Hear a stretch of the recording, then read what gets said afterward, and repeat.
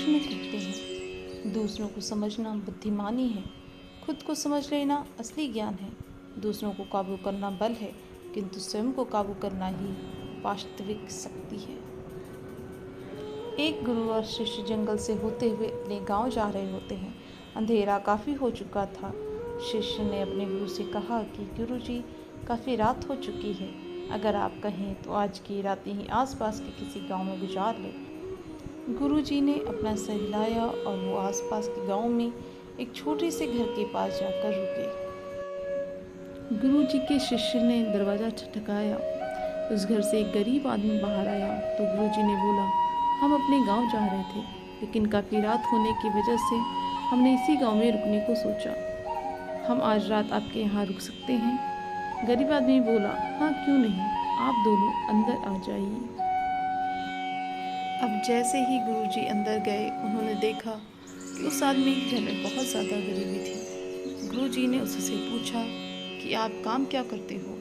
वह गरीब आदमी बोला कि मेरे पास बहुत सारी ज़मीन है। गांव वाले बोलते हैं कि ये बंजर ज़मीन है, यहाँ पर फसल उगाने की सोचना बहुत बड़ी बेवकूफ़ी होगी। गुरुजी ने बोला कि तुम्हारा गुजारा कैसे होता है? उसने बोला कि मेरे पास एक भैंस है जिससे मेरा पूरा घर चलता है। यह सुनने के बाद गुरुजी सो जाते हैं और रात में जब सब लोग सो रहे होते हैं, वह अपने शिष्य को उठाते हैं और उस गरीब आदमी की भैंस लेकर अपने गांव चले जाते हैं। शिष्य अपने गुरु से पूछता है कि गुरुजी, कहीं आप ये गलत तो नहीं कर रहे हैं? पर गुरुजी मुस्कुराते हुए आगे बढ़ जाते हैं। उस बात को तकरीबन 10 साल गुजर जाते हैं। शिष्य बहुत बड़ा गुरु बन चुका था, तो एक दिन उन्हें उस गरीब आदमी की याद आती है कि मेरे गुरुजी ने उस आदमी के साथ अच्छा नहीं किया था। मुझे एक बार चलकर देखना चाहिए कि वह आदमी अब किस परिस्थिति में है।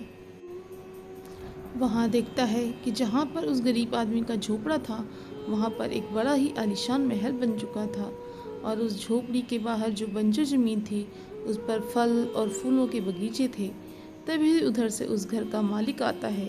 शिष्य उसे पहचान लेता है और उस आदमी को बोलता है कि तुमने मुझे पहचाना?